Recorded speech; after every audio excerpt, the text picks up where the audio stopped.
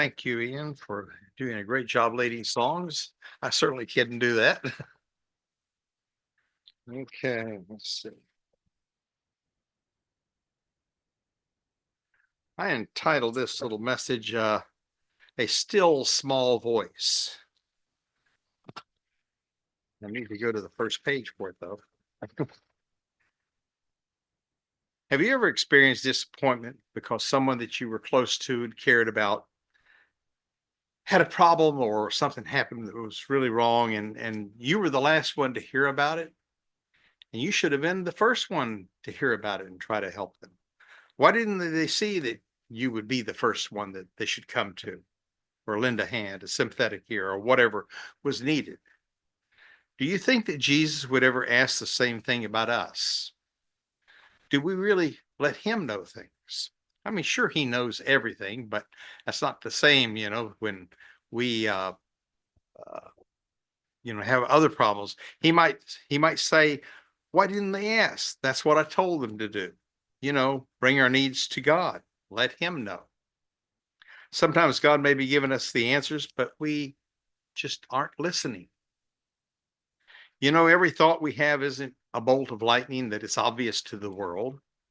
The flow of energy that makes possible every thought, every emotion or feeling we have is dependent on energy that can't even be detected by most instruments. I tried this years ago with a VOM meter. VOM meters, volt, ohm, and milliamp meters, are not sensitive enough to pick up brain waves. They have. Yeah, I did. When I was in my teens, I tried this. VOM meters test the safety of audio and video equipment. It works fine for that. It'll check your battery in your car and all that. But it's useless when it comes to our minds. It can't pick up anything. And even if it did, even if they, which there are instruments that can pick it, doesn't mean you can make any sense out of it or understand it. Science does have equipment that can detect brain activity. Unfortunately, they use it for making some bad decisions at the end of life.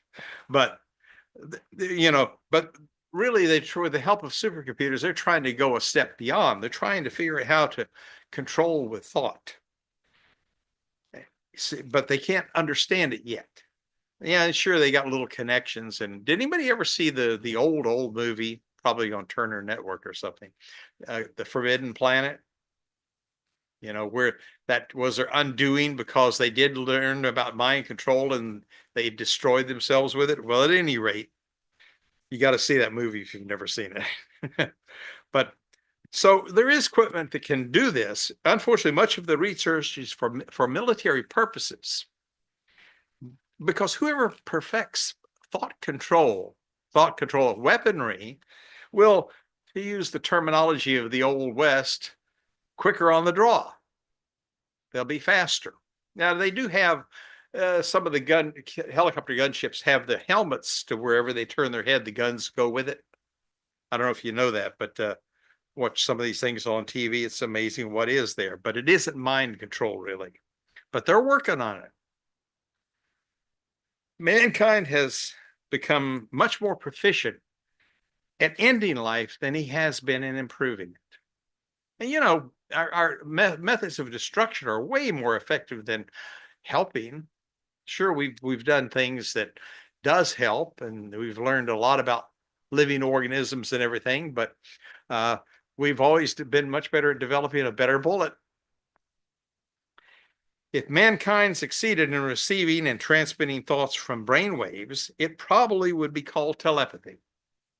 Now, telepathy between humans is considered impossible by all known scientific standards. It can't be done.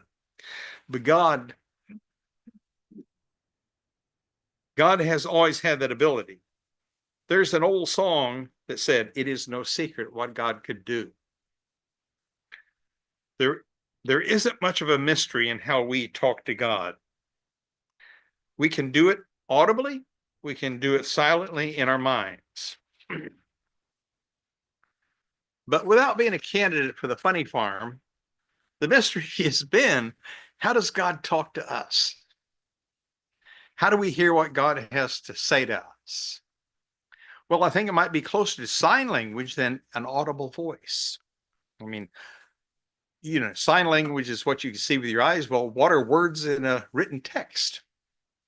A different kind of sign language, but nevertheless, you have to interpret what those symbols mean, whether they be the Oriental type or the English type. There will come a day when the whole world will hear the voice of God audibly. It will be like a trumpet when that happens. The world will hear something unmistakable. In fact, when the trumpets thing, some of the translations say a shouting, not necessarily a trumpet. I know Mr. Faulkner's, we've talked about this, that trying to figure out what kind of a sound it was. Well, there's room for interpretation there, but it's interesting. That's for a future fulfillment. Now, if someone actually hears voices and others standing there don't hear anything, I doubt that's what the Bible is referring to when it says a still small voice. In Acts 9, where Saul is called by Jesus when he was traveling on camel or whatever. It says in the verse 7, Acts 9, verse 7, the men who were traveling with him stood speechless, hearing the voice but seeing no one. The witnesses heard the voice along with Saul, but it doesn't say whether they understood it.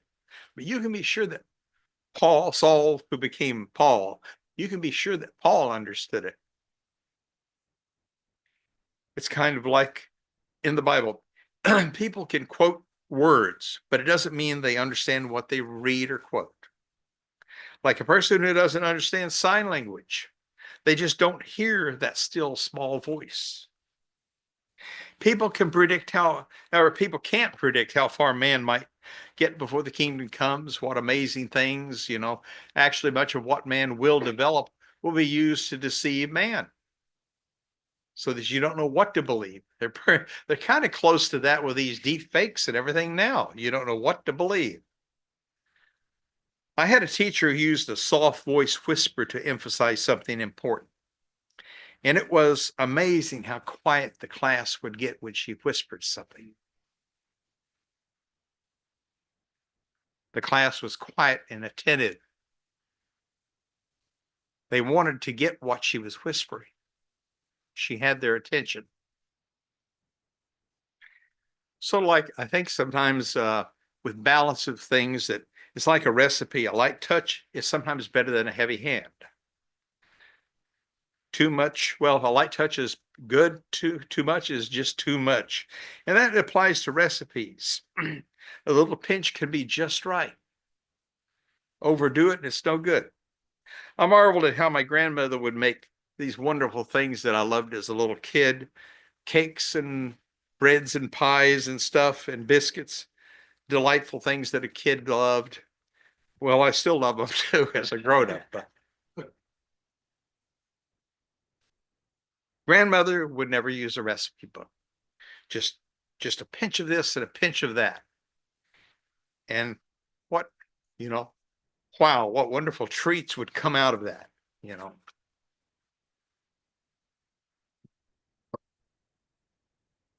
She made the dog biscuits too. Let's read something from 1 Kings where God shouted to get Elijah's attention. 1 Kings 19, starting at verse 11, he said, go forth and stand upon the mountain before the Lord. And behold, the Lord passed by, and a great strong wind rent the mountains and brake in pieces the rocks before the Lord. But the Lord was not in the wind. And after the wind, an earthquake. My voice here. But the Lord was not in the earthquake. Verse 12. And after the earthquake, a fire. But the Lord was not in the fire. And after the fire, a still small voice. Excuse me. I've got the near one, Morgan. The English Standard Version translates it like this. And after the earthquake, a fire, but the Lord was not in the fire. And after the fire, the sound of a low whisper. And after the mighty wind that broke the rocks of the mountains, and seeing the earthquake crumbling the earth, and the earth and the consuming fire, it got Elijah's attention. And he understood that it was the still small voice that he needed to listen to. This is the only place in the Bible that a still small voice is mentioned. But we are cautioned about listening to voices. 1 John 4:1. Verse 4, beloved, believe not every spirit, but try the spirit whether they are of God, because many false prophets are gone out into the world. So we are told to try the spirits, whether they be of God. I'll put it in modern language: trust but verify. Now understanding that the still small voice depends on something very important. Understanding the still small voice depends on something that is very important here: the Holy Spirit, the Comforter, the Helper, that Jesus promised. You've heard the term a cipher. You know, when we were trying to break the code of the Germans, they told the secret was the cipher to understand it. We need the Holy Spirit to understand that subtle whisper in the Bible. The Holy Spirit empowers us to understand that small voice that is there. Over in John 16:13, howbeit when he, the Spirit of truth, is come, and he will guide you into all truth, for he shall not speak of himself, but whatsoever he shall hear, that shall he speak, and he will show you things to come. Brethren, may that still small voice be with you.